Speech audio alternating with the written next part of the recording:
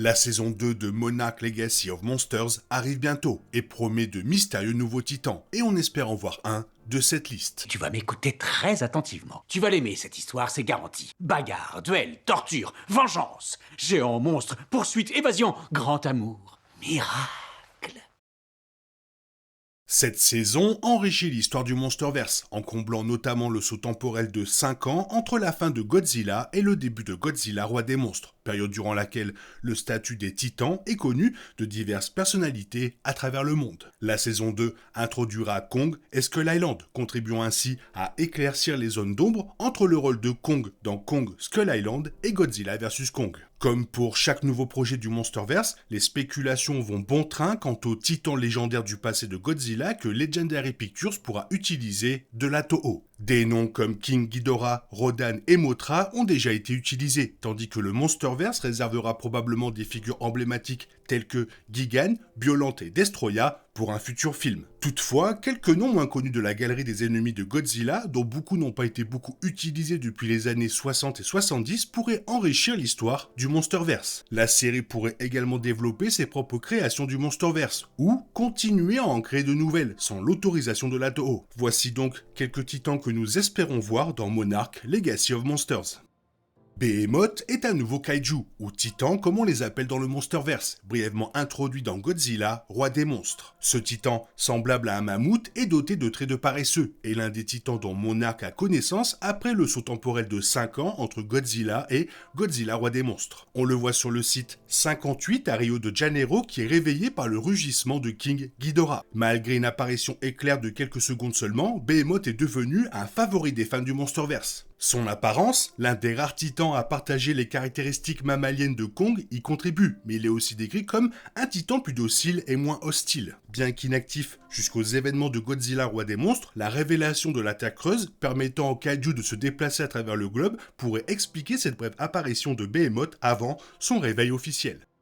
Dans les films King Kong de 1933 et de 2005, le titan qu'on aime tous affronte un T-Rex, ou plutôt un V-Rex, dans le reboot de Peter Jackson, et même 3. Pourtant, dans le remake de 1976, les réalisateurs ont choisi de faire combattre Kong contre un serpent géant. La saison 2 étant centrée sur Kong, ce serait un bel hommage au remake que de permettre au Kong du Monsterverse d'affronter un serpent géant sur l'île du Crâne. Ce ne serait d'ailleurs pas la première fois que Kong combat un serpent dans un univers lié à Godzilla. Dans le film King Kong Escape de la Toho en 1967, suite de King Kong vs Godzilla, Kong affronte un serpent de mer géant. Ce combat a été repris dans Godzilla x Kong, le Nouvel Empire, lorsque Kong affronte le drone Viper. Le serpent géant ne devrait pas constituer une menace majeure dans la série, mais plutôt une autre façon d'étoffer l'univers Monsterverse et de donner à Kong un ennemi dans une franchise largement dominée par les personnages de Godzilla.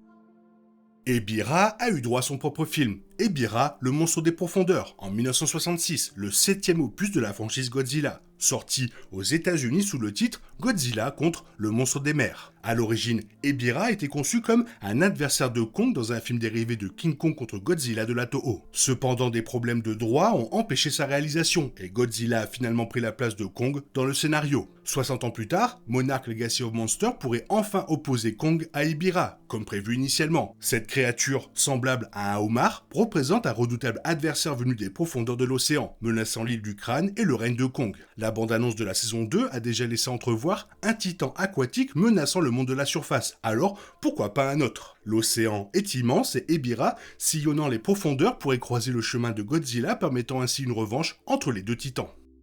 Baragon est un kaiju de la Toho, apparu pour la première fois dans Frankenstein contre Baragon, un film produit par la Toho après avoir retravaillé une idée de King Kong contre Frankenstein pour en faire King Kong contre Godzilla. Après un combat contre une version géante du monstre de Frankenstein, Baragon est devenu un ennemi récurrent de Godzilla dans Destroy All Monsters en 1968, puis dans Godzilla, Mothra et King Ghidorah, Giant Monster All Out Attack en 2001, bien que son nom n'apparaisse pas dans le titre. Baragon est une créature cornue ressemblant à un dinosaure, doté de grandes oreilles qui a évolué à partir du dinosaure fictif Baranos Dragon, après que celui-ci se soit enfoui sous terre. Le Monsterverse pourrait facilement intégrer cette explication, notamment sa capacité à s'échapper vers la Terre creuse. Son statut de monstre de type dinosaure fait de Baragon un adversaire de choix pour Kong, et comme il ne fait pas partie des grands monstres de la Toho, le studio est probablement plus enclin à autoriser Legendary Entertainment à l'utiliser dans une série. Anguirus est en réalité le tout premier kaiju que Godzilla a affronté, faisant ses débuts dans le deuxième film de la saga, Godzilla Rides Again, en 1955. Il est apparu dans plusieurs films Godzilla, notamment Destroy All Monsters en 1968, Godzilla vs Gigan en 1972, Godzilla vs Megalon en 1973 et Godzilla vs Mechagodzilla en 1974. Malgré ses apparitions régulières durant l'ère Showa, Anguirus a été largement ignoré dans les adaptations en live-action, hormis une brève apparition dans Godzilla Final Wars en 2004. Anguirus est un dinosaure irradié doté de pointes acérées sur le dos et souvent considéré comme l'un des adversaires les plus rapides de Godzilla. Son apparence s'intègre parfaitement à l'esthétique de l'île du crâne et de la Terre creuse. Il semble avoir été créé sur mesure pour être un adversaire de taille pour Kong, tout en lui permettant de retrouver Godzilla, même si ce n'est que sur petit écran. Étant donné qu'il est le premier autre titan que Godzilla a combattu, il mérite amplement sa place dans le Monsterverse et l'opportunité d'être réinventé grâce aux effets spéciaux numériques modernes.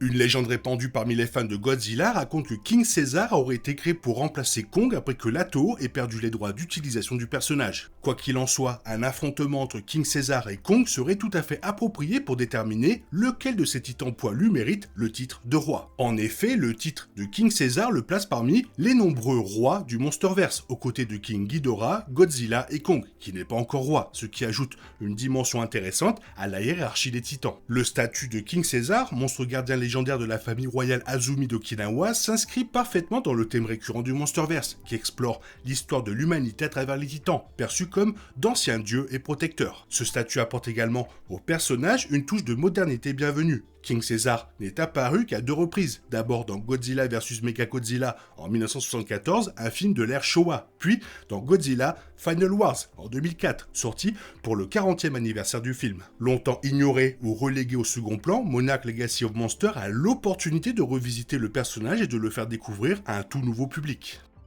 La saison 2 laisse entrevoir un nouveau titan, nommé Titan X. Ce puissant monstre marin semble maîtriser une force élémentaire. Bien que certains titans du Monsterverse puissent être mentionnés, comme Tiamut de Godzilla x Kong The New Empire ou Nakika brièvement aperçu dans le roman Godzilla King of the Monster, l'explication la plus simple est peut-être la bonne. Et si Titan X était un titan original, créé spécialement pour Monarch Legacy of Monsters, et s'il s'agissait de la version du Kraken dans la franchise? Célèbre pour des films comme Le Choc des Titans, Pirates des Caraïbes et le dessin animé DreamWorks Ruby Gillman, l'adolescente Kraken, le Kraken est une créature mythique issue de la mythologie nordique, un monstre marin ancestral capable d'engloutir les navires. Le Monsterverse explore avec passion les liens entre mythes et légendes, notamment la façon dont les premiers humains percevaient les titans qui le composent, qu'ils soient vénérés comme des dieux ou craints comme des monstres. Le Kraken s'intégrerait parfaitement à cette mythologie. De plus, ce serait un hommage approprié car Legendary Pictures, la société qui produit des titres du Monsterverse comme Monarch Legacy of Monsters, a également produit le remake du Choc des Titans en 2010, offrant au public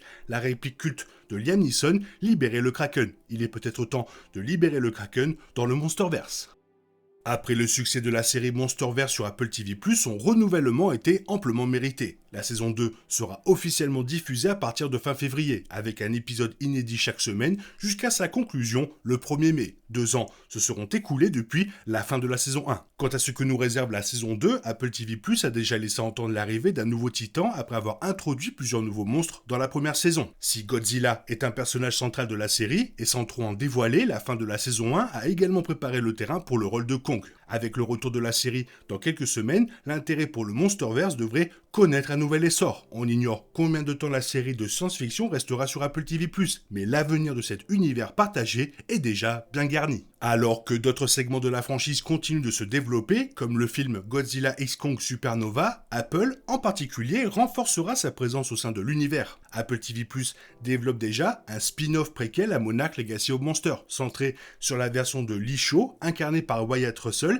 qui affrontera l'Union soviétique après sa tentative d'utiliser les Titans comme arme dans les années 80. Apple TV+ souhaite également développer d'autres séries se déroulant dans l'univers du Monsterverse, preuve que la plateforme continue de miser sur cet univers partagé multimédia pour les années à venir. Toujours un plaisir de parler de cet univers et j'espère que l'on verra plus de titans que celui présenté dans la bande-annonce. Toi, qu'est-ce que tu en penses? Fais-moi part de ton avis dans la zone commentaire et sinon, comme d'habitude, bisous bisous, bye bye. T'es toujours là, toi? C'est fini. Rentre chez toi. Allez, dehors. Naï, naï, naï.